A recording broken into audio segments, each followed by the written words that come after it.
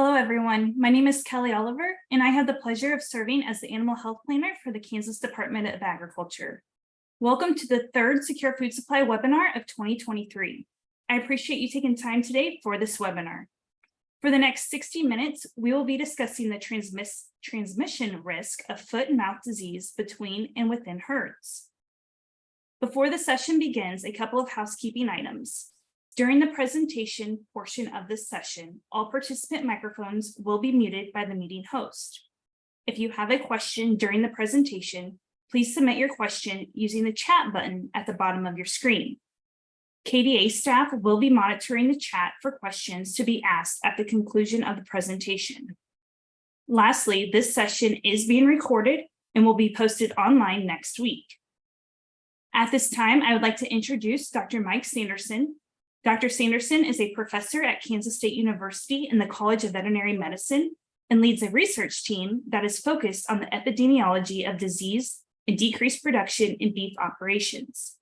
They apply the tools of epidemiology and simulation modeling to identify risk and facilitate decision-making.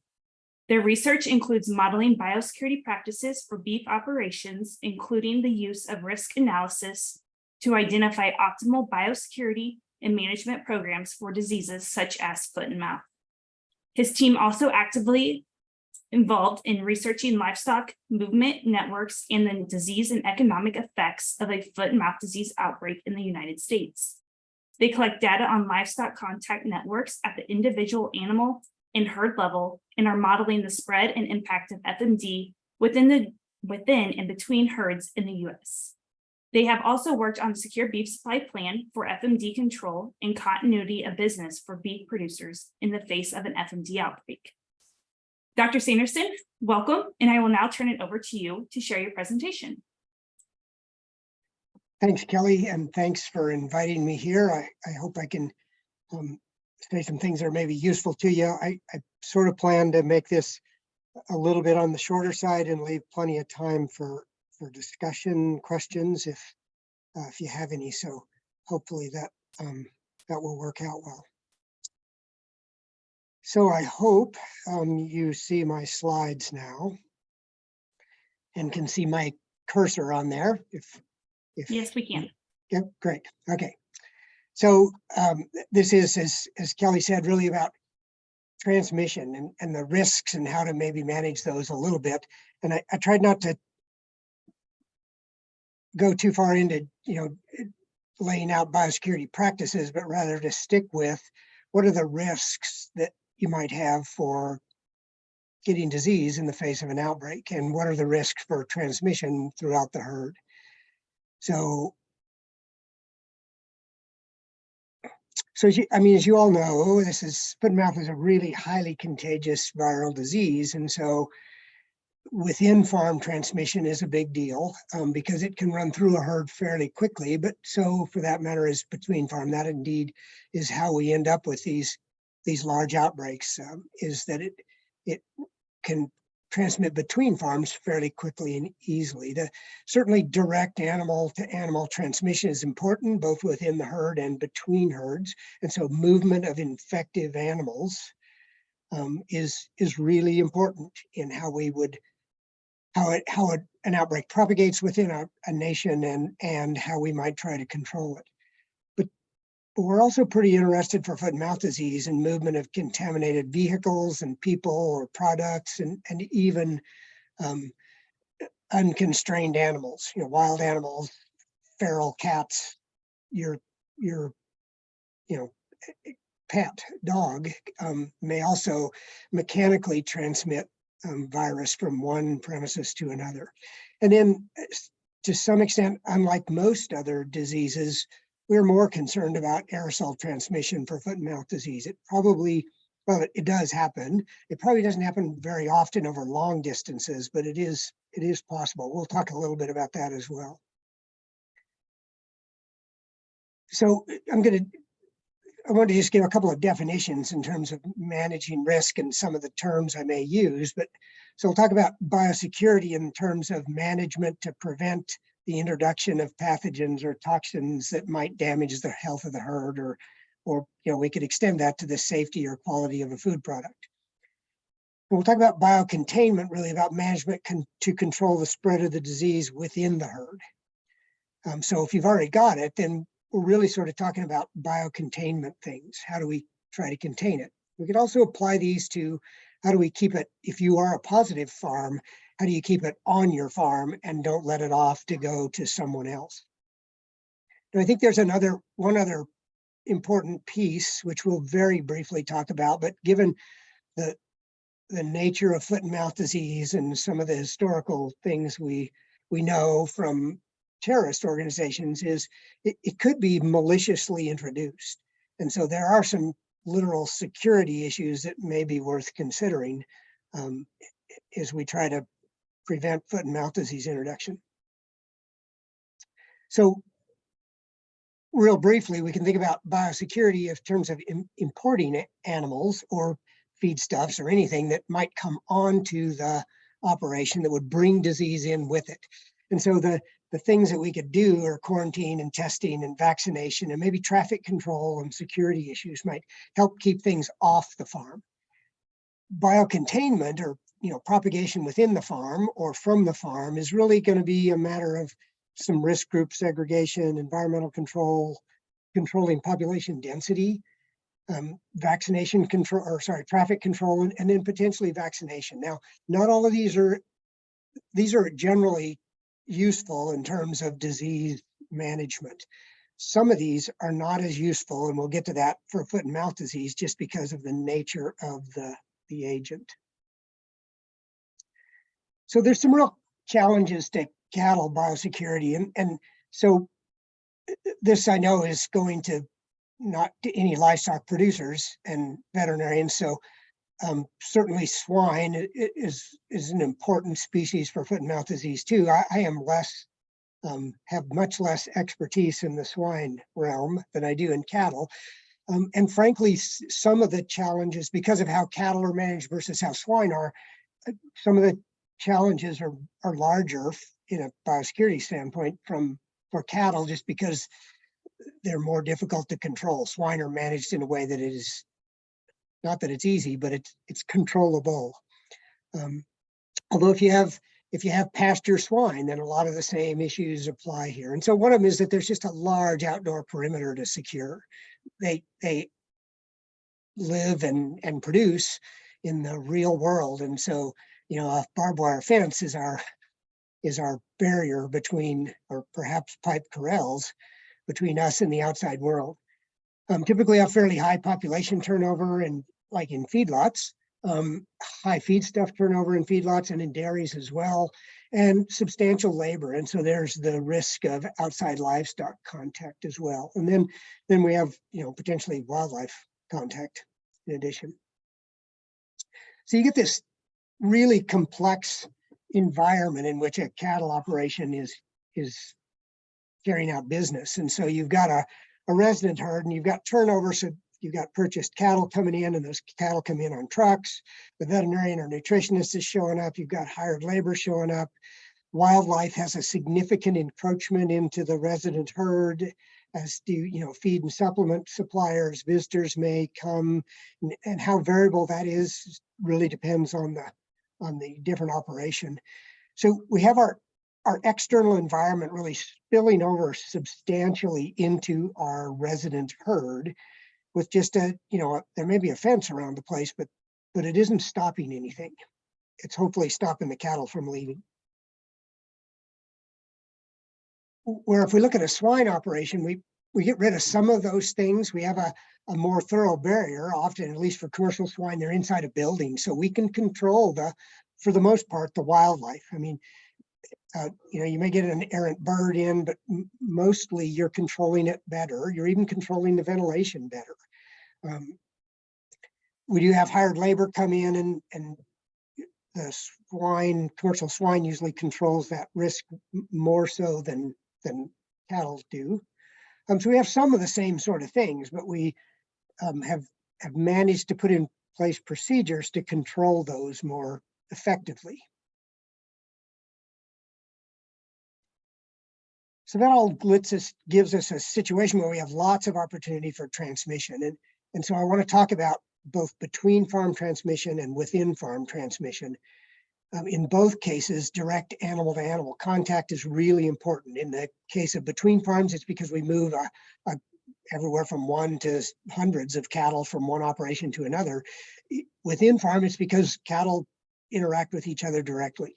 But then there's also the idea of indirect movements, contaminated vehicles, people, products, wildlife, your cat and dog, and the potential for long distance aerosol transmission, which is of all of these, the most difficult to control. So if you look at foot and mouth disease amongst other diseases, one of the ways we characterize diseases is called the basic reproductive number. And that term got a lot more press in the COVID outbreak. So you probably are all aware of R naught now. And R naught is the number of new cases produced by a single case during the time that it's infective in a completely susceptible population. So if you had part of the population is immune already, then that's really not an R naught value. There's still some R value, but we wouldn't call it R naught. But foot and mouth disease has, if we look at within pen or within herd, it has an R naught value of probably somewhere between 10 and 15. So an individual infected animal might infect 10 to 15 others within a pen during the period that it's infective. Now that's a massively huge R naught value. The other ones that are really large are measles and mumps, and they are just the real explosive epidemics. They don't happen much anymore because we have fairly high vaccination rates, but used to be really explosive epidemics. There's some others here as well. If we get down to foot and mouth disease between herds, so how many herds does an infected herd infect? That's probably more like 2. But within herd, it's really quite high. So we'll start off talking here a little bit about between herds. And so the relevant R naught is about 2. So the big things for between farm transmission are really going to be livestock movement. And we'll try to control that by controlling movement. Initially there'll probably be an attempt for a complete movement stop. But eventually, shortly, it's not going to be too long before we're going to need to open up at least some movement again. That's going to carry with it the risk that we move disease from one herd to another. But we're going to need to do that from a business continuity standpoint, that we don't destroy the industry with just a long-term stop movement. Another thing that really matters in terms of the risk is the proximity to another infected premise. I'm just trying to have a little acronym in there that I didn't explain, but IP is pretty commonly used for infected premises. And so that is probably driven by just how close you are. It's driven by wildlife movements from one herd to another. And that could be because they get infected and move infection, but pretty commonly may just be mechanical transmission of virus. There's domestic and feral pets. In some rural areas, there's a fair population of feral cats. And then, raccoons, possums, deer pretty commonly have some contact with cattle in sort of outside situations. If you look at the literature and the data, herd size is also a risk factor for being positive for foot and mouth disease in an outbreak. My gut feeling is that's probably related to import rate, as large operations tend to import more cattle or swine. And the more you import, the more chance there is that one of them may be positive. For some instances, though, there may be just having more cattle at risk means more likelihood that one of them becomes positive if the wildlife track over enough foot and mouth disease virus, or if we have enough of an aerosol transmission or an aerosol viral plume. If you've got 1,000 cattle, there's a higher probability that one of them becomes positive out of that aerosol plume than there is if you have 10 cattle. So it's to some extent, maybe a little bit of both, import rate and just number of cattle at risk. By indirect contact rate, I really mean things like the veterinarian coming onto the premises, or the nutritionist, or a feed truck. Those vehicles and people that may track virus on mechanically and result in an indirect transmission. So that, for most diseases, we really don't know how common that is. It probably happens some. For foot and mouth disease, if you look at the literature of outbreaks in the world, that definitely happens. And if we look at our modeling results, indirect contacts are a result in a significant number of new infections. So it is an important thing that we need to control in terms of transmission risk. So then we can try to deal with a lot of these sort of things with some biosecurity practice. We really have very little in the way of robust data about what works, at least in the field. So common sense is kind of what rules the day. And certainly there are things that make good common sense that they should help, but real robust data is not much available because it's so difficult to get. So from a between farm transmission standpoint, what we really like to do is limit a movement in an outbreak. And this little figure is just meant to show it's a really complex system if you look at the beef production system. And frankly, the dairy is too, when you throw in all of the dairy, the calf movement network, and then the dairy heifer replacement development network. It's a fairly complex network of movements and premises that are involved. That can certainly cause some trouble in terms of traceability and knowing where cattle come from.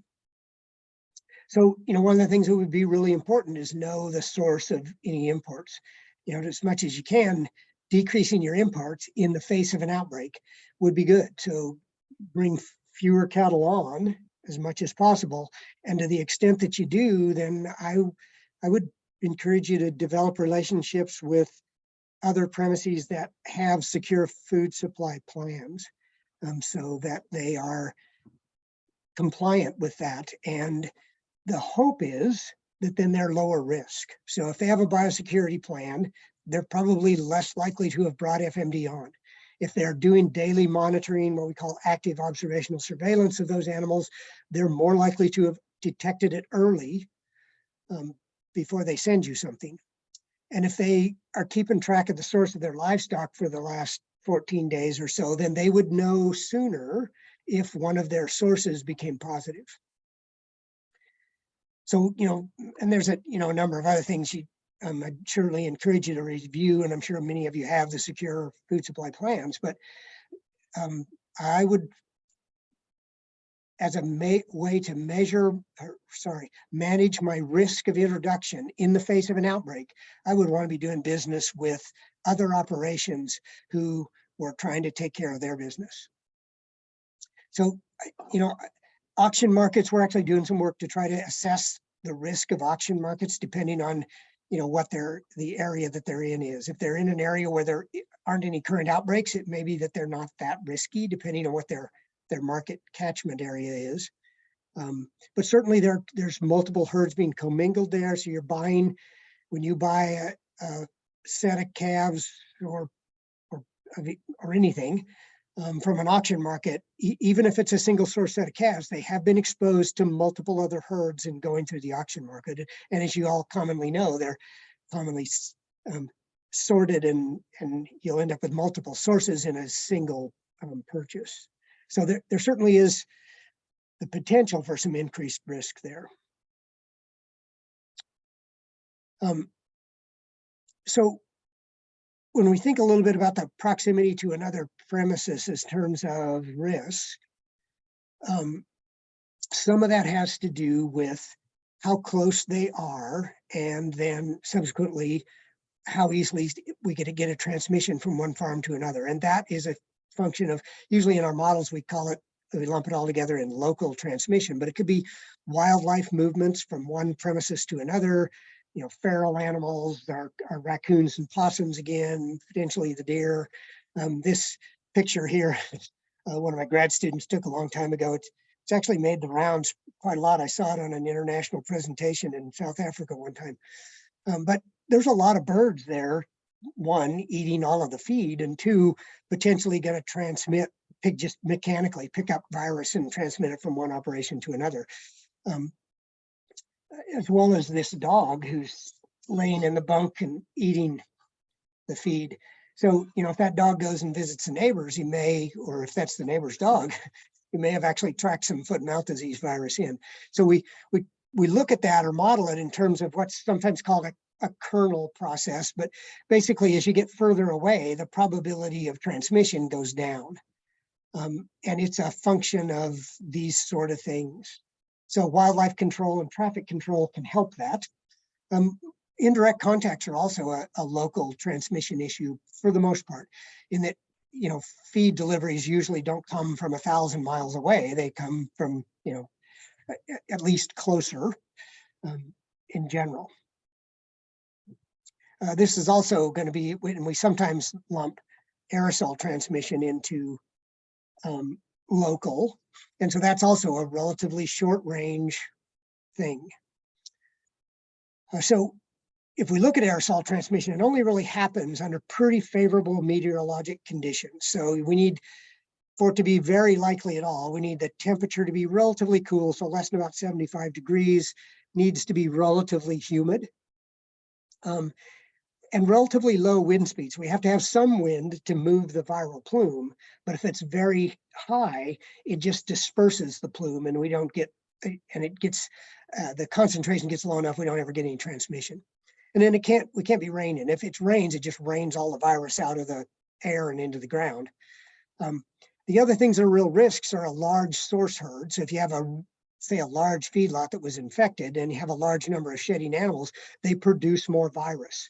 So you can get a higher concentration in the plume that then blows downstream. Swine shed more virus than cattle, but because they're often housed, that does change the dynamics a little bit.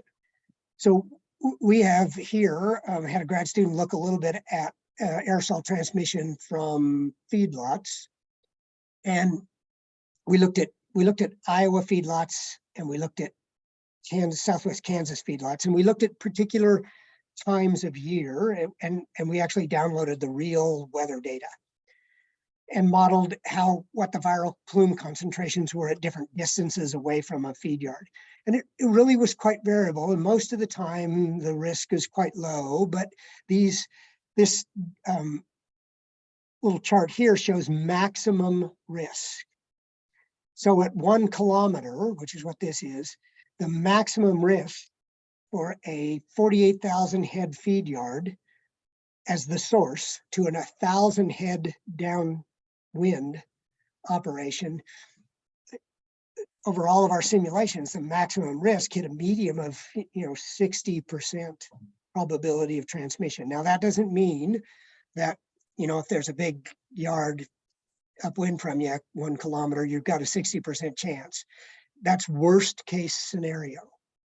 So one of the things we could do is try to get this, take some time and effort and money to produce this into a tool, but it could be used in the face of an outbreak to identify farms that are at higher risk for higher surveillance.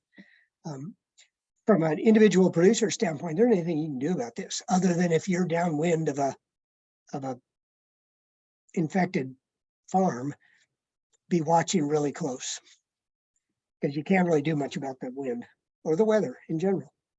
Pray for rain. So again, kind of talked about herd size and import rate already.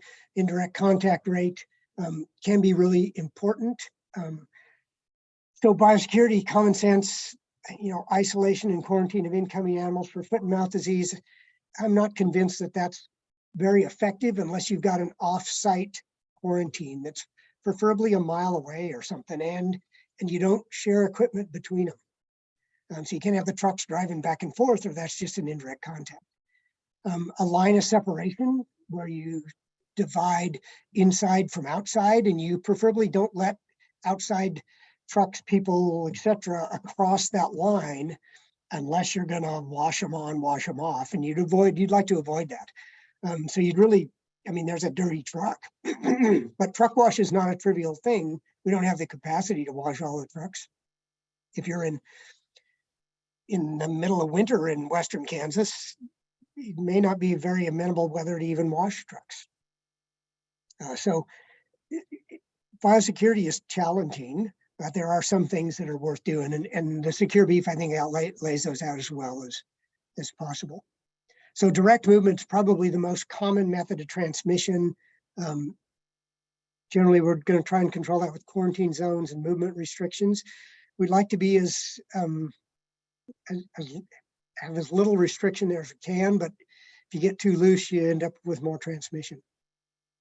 Indirect contact, we're going to have to try and mostly control with biosecurity measures, and movement restrictions to some extent can help with that. And then windborne is just not controlled by anything. There just isn't any way to do that. So only one other thing I kind of wanted to talk about a little bit in terms of farm to farm transmission, and that's the whole idea of the contact network for whatever livestock industry you're talking about. So which farms are in contact with which farms? So if I send my cattle from my farm to your farm, then that's a contact. I just sent you cattle. And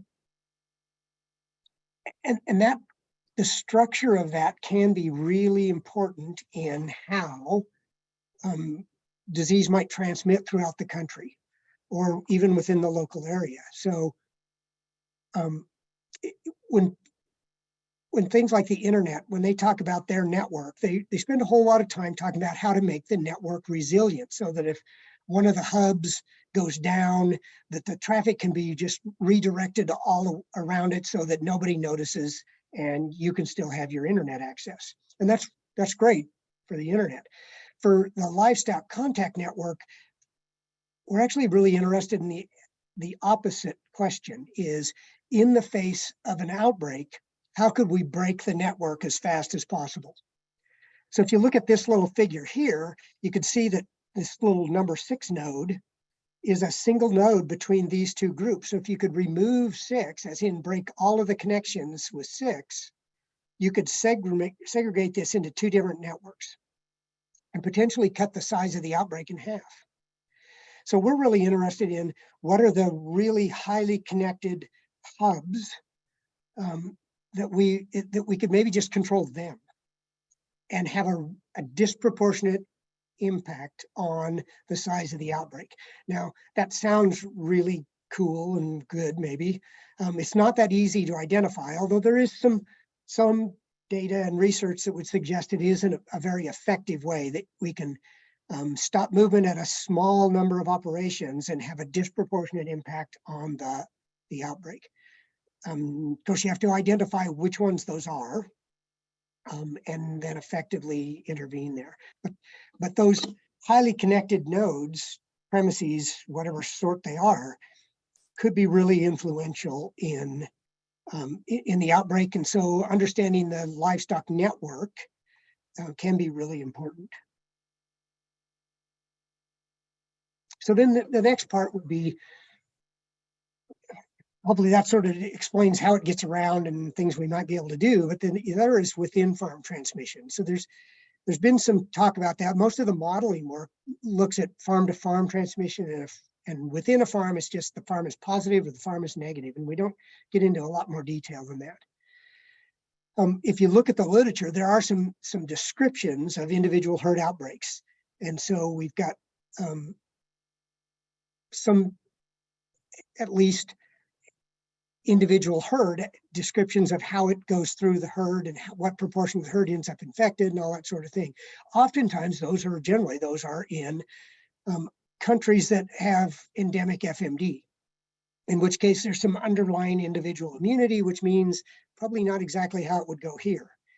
There's some descriptions from the UK as well, and that was clearly a very naive herd, the national herd. So that's helpful. There's also a lot of variation from country to country in what strain is the infecting strain.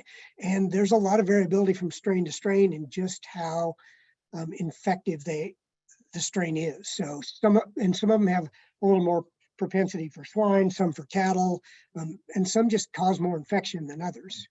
So that R naught value is somewhat different between different strains. There's also some lab data on transmission between animals in biosafety labs. So like Plum Island here and Purbright in the UK. There's some other labs around too. So there's some data on transmission there.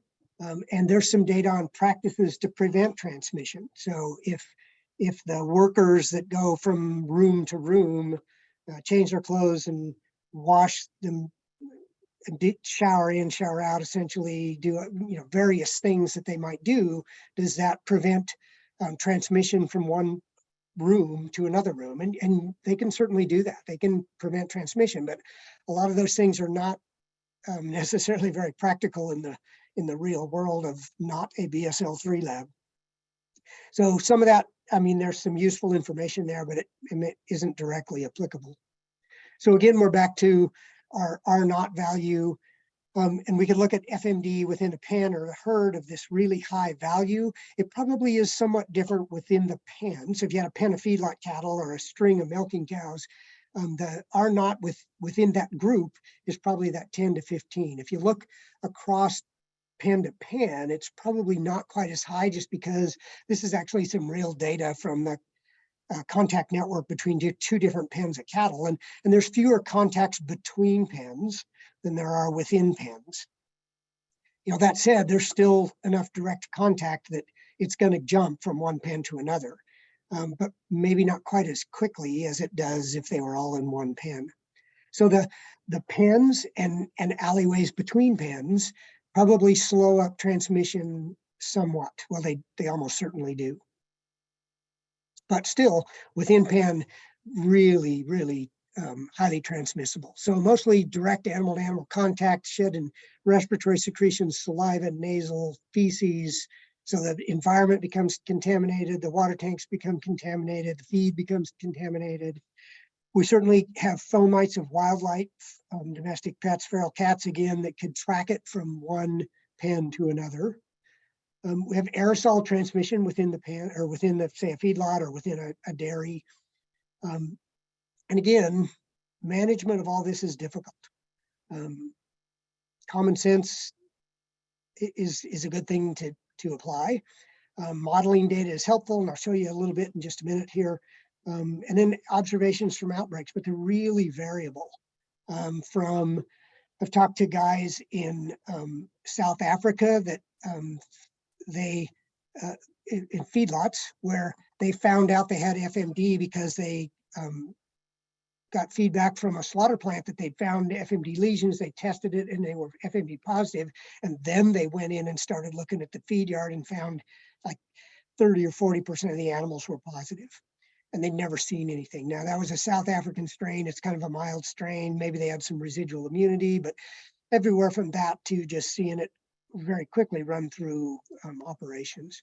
So there's observations from outbreaks are really variable. There isn't really any robust clinical field trial data that looks at within farm transmission very well. So we actually built a within feedlot transmission model, and this is Aurelio Cabezas. He did all the work for all this, so this is all his work.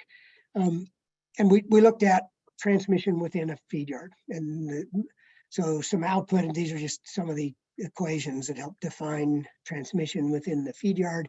We did 5 different feed yard sizes and configurations. Everything was a 200 head pen, just for simplicity's sake. So we had a small size with just 4,000 head, a medium size with 1 hospital pen, a medium size with 2 hospital pens. And then we had 2 large 24,000 head feed yards, one with 2 hospitals, one with 4 hospitals. And, so one of the things we wanted to do is look at what that configuration effect was. So one of the things you find out is when you start FMD in a feed yard, all of the pens get infected and all of the cattle get infected. how many sectors you have, which really relates to how many hospitals we had, because when we pulled cattle to the hospital, and they, in that model there were, you would pull cattle to the hospital mostly for other sicknesses, where they could have direct contact with cattle from other pens, and then that was a transmission route. So, but we only pulled from one sector to one hospital.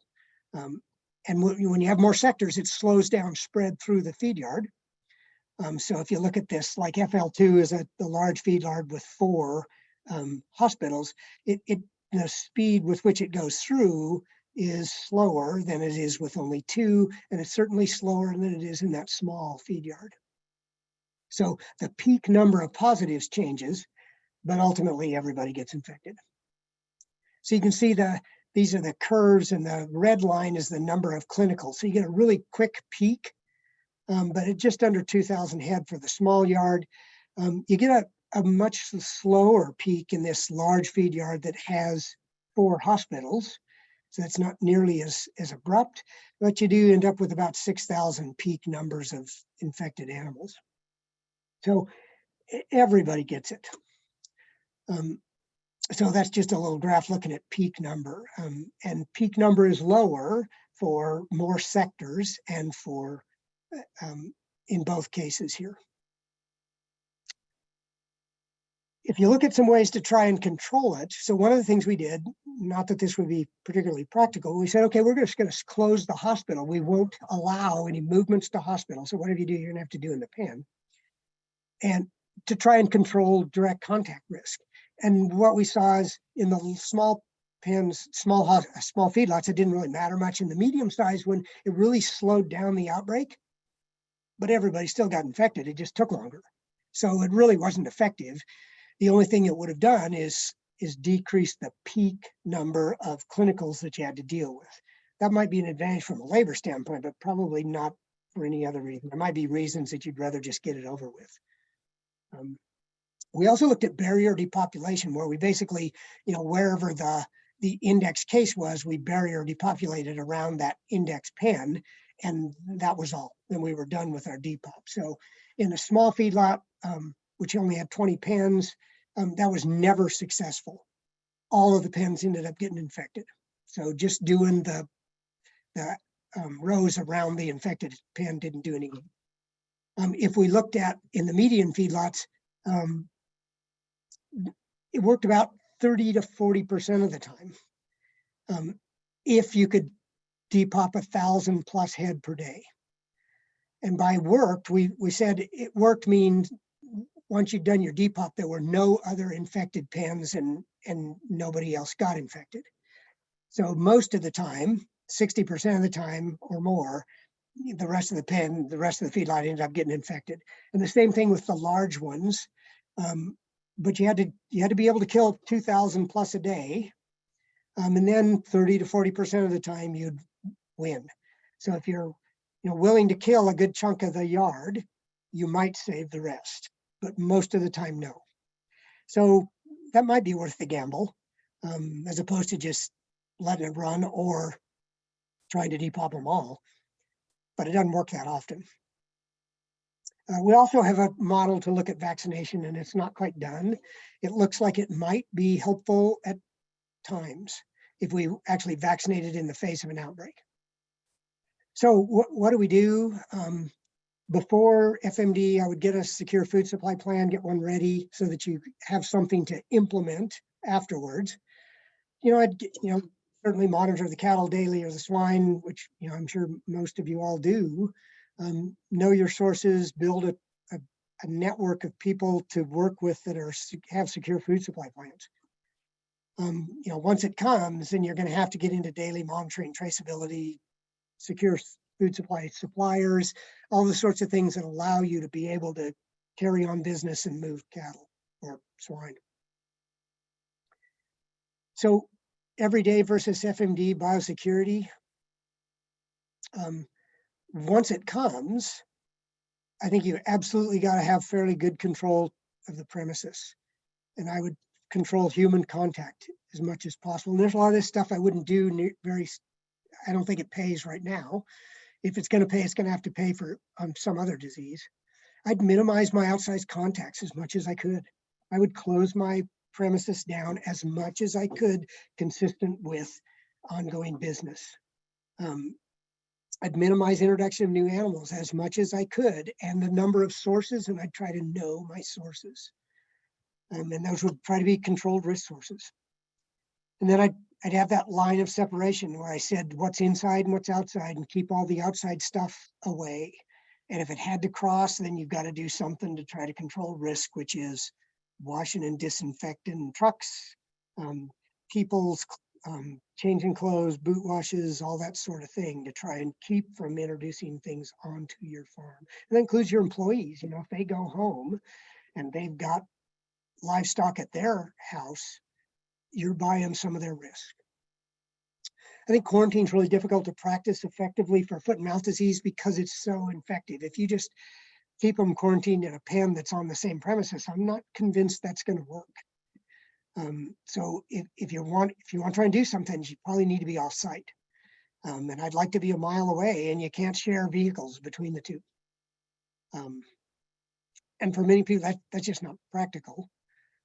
For testing, there is something we always want to do. There's nothing available for preclinical testing for FMD. There's no test that's approved. Vaccination is that's something that would be made at the state and federal level in the face of an outbreak, but not available now. And I think that's the best choice now. It doesn't make sense to do it now. And then, traffic control and security would be, I think unloading cattle in the daylight. So if you've got a problem, you see it. Maybe having, grower feed yards where problems are known, and you have a limited number of sources then into, say, a feed yard that's going to put you at risk. Clean cattle trailers, not something that's maybe very practical. It may be hard to implement that. And then, vehicles in general, try to use a line of separation to limit their contact with the premises. So then the last thing real quickly is there is some risk. It actually wouldn't be that hard for somebody to maliciously introduce foot and mouth disease onto a livestock premises. So doing some things to try to deter that, is probably wise. Night watchman may be useful. Controlling your employees in terms of who are your employees may be important. If you look historically at the times that something nasty's been done to some operation, it's been a disgruntled neighbor, disgruntled ex-employee, and then they introduce a toxin or something. We'd be worried about PETA. PETA's said in the past that they say bring on the foot and mouth disease. So it's not impossible that they might do something like this. It's not impossible that Al Qaeda or ISIS or somebody might as well. So, keeping track of open source intelligence, just keeping track of what's going on with the news and being aware of all that sort of stuff. Maybe having a relationship, if you're a fairly large operation with a fairly significant profile, maybe have some ongoing contact with your local sheriff so they kind of keep you aware. And then a perimeter face, locked gates, night watchman. I think new employees do criminal background checks, resume references, and find somebody in your operation who's adept with social media and the like, and can do some online searching about new employees, potential employees, so that you don't inadvertently hire somebody who's really a mole. So all of it, if you think about risk management, it's really all about altering the probability or magnitude of the hazards to decrease risk. So what I don't want to be is up here in the high probability, high magnitude area, where it's likely to happen and going to be a disaster if it does. Any way I can move to the right or down is a good thing. So if I can have low probability, and frankly, foot and mouth disease right now is probably a relatively low probability event. You can have some impact on making it a lower probability for your operation, and you can have some impact on decreasing the magnitude of impact on your operation should it come to the country. And that's by having a situation in place where you can maintain business continuity as much as possible, and you minimize the risk of you introducing it onto your farm. Hopefully, it just doesn't come. So with that, I'd like to think all of this is work other people did. So thanks to a lot of great grad students and research associates and postdocs I've had over the years have done all the great work. And with that, I'll let it go, and took a little longer than I thought, but hopefully we have some time for questions.